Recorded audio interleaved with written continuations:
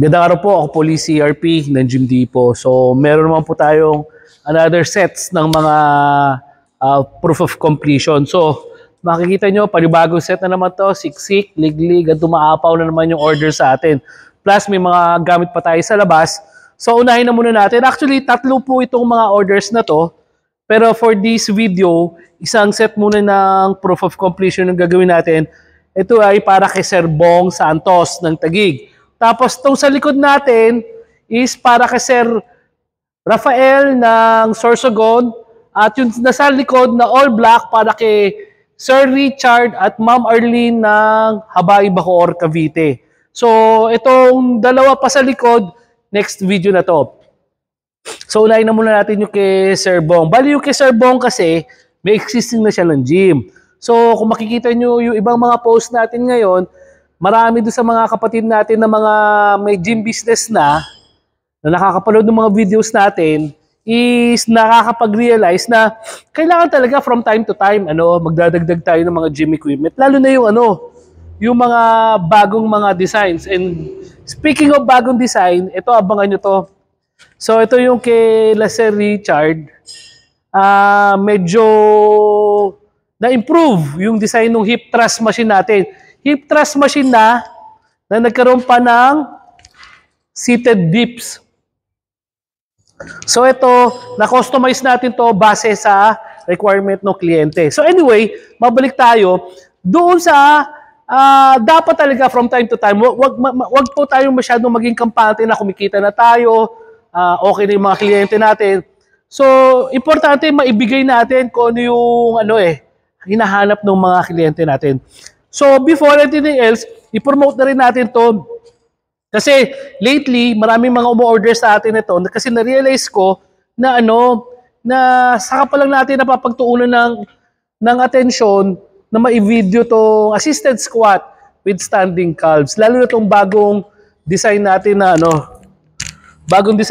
na equipment. So, para doon sa mga hindi pa nakakapanood kung paano gumagana to. So, dati, ang gamit nito kasi talaga is assisted squat lang talaga siya. So, kagandahan kasi dito sa assisted squat, kung beginner ka, hindi ka natatakot kasi baka mamaya malunod ka o maglaki ng hita mo. Kung advanced ka naman, hindi mabigat sa balikat kasi pagka nag-squat tayo at mabigat, masakit sa balikat eh. Tapos ito, just in case na nag-lock yung nag-lock yung paa mo, hindi to tuloy-tuloy na dadagan sa'yo. So may safety mechanism tayo na nilagay dito para in case na mag-lock yung tuhod mo, hindi ka madidisgrasya. So yun yung kagandahan nitong machine na to. So aside from that, so nakagawa tayo ng assisted squat. So aside from that, pwede tayong standing calves. So dalawa na po yung exercise or muscle group na tinatamaan nito. Pero hindi natigil doon yon kasi nagdagdag pa tayo. Actually, shoutout kay Attorney Roland. So si Muscle Fad. Sa kanya galing tong idea ito.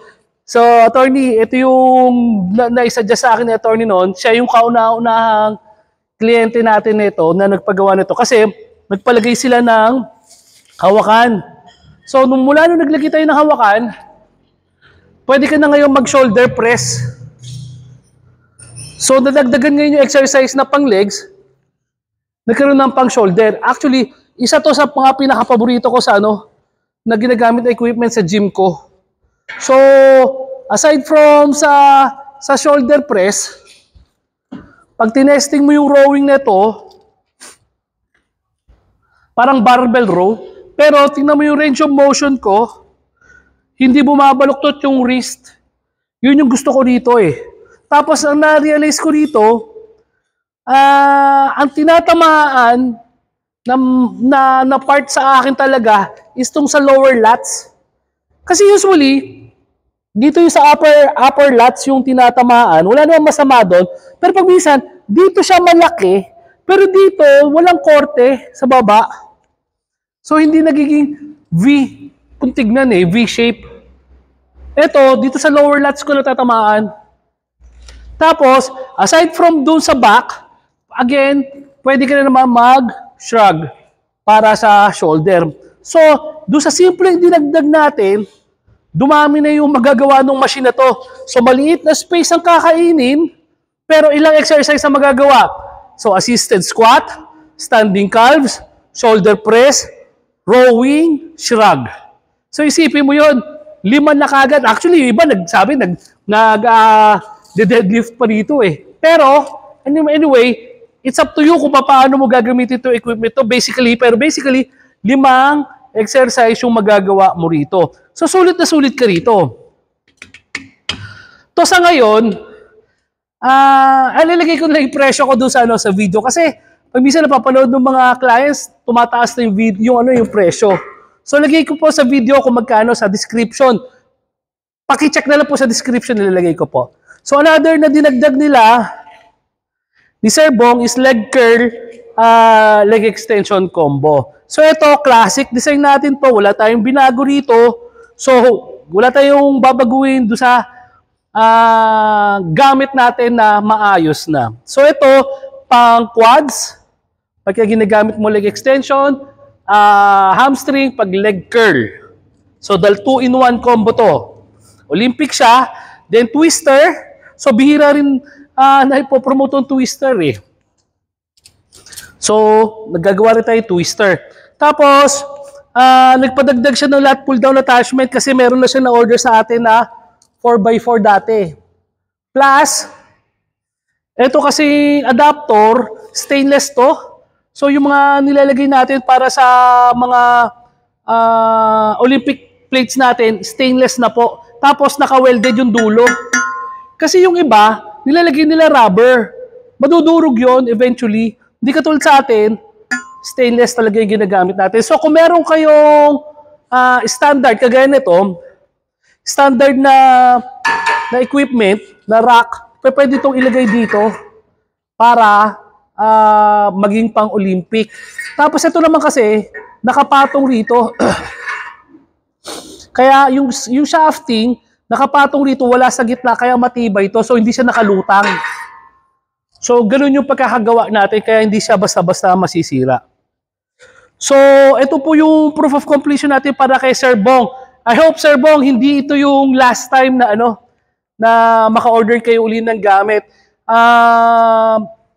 Kagaya nung napapanood nyo sa amin, from time to time, pwede naman kayo magdagdag ng mga gym equipment. Kasi nga, huwag kayong magpakampante doon sa mga stock nyo ng mga gym equipment. Kasi sabi ko nga sa inyo, from time to time, dumadami yung mga tao dumadami yung kliyente nyo, nagkakaroon kayo ng kakompetensya. So, maganda niyan, from time to time, maski yun, sigurado ako, meron akong nalimutan kung sino kliyente yun. Yun, si Ma'am Beth Yap, si Ma'am Beth, hindi Yap, si Ma'am Beth ng Cebu, na kliyente natin ngayon. So, meron na siya existing na gym. Pero, yung existing niya gym, luma na yung mga equipment niya. Tapos, nagkaroon siya ng mga kakompetensya sa katabi na pag-iwanan ngayon yung gamit niya. Kaya, napag-desisyon na niya magpalit ng mga gamit, which is, yun yung dapat. Para at least, nagiging competitive kayo doon sa mga gamit nyo. Pati na rin doon sa mga kakompetensya nyo, at least nakakapag-update kayo. Kasi, may existing na kayong mga kliyente. Kailangan at least yun man lang ma-maintain natin. So, abangan nyo po yung proof of completion natin para kay Sir Rafael at saka kay Ma'am Arlene at Sir Richard ng Habay Bacor. Ako po si RP ng Gym Depot. Maraming salamat po.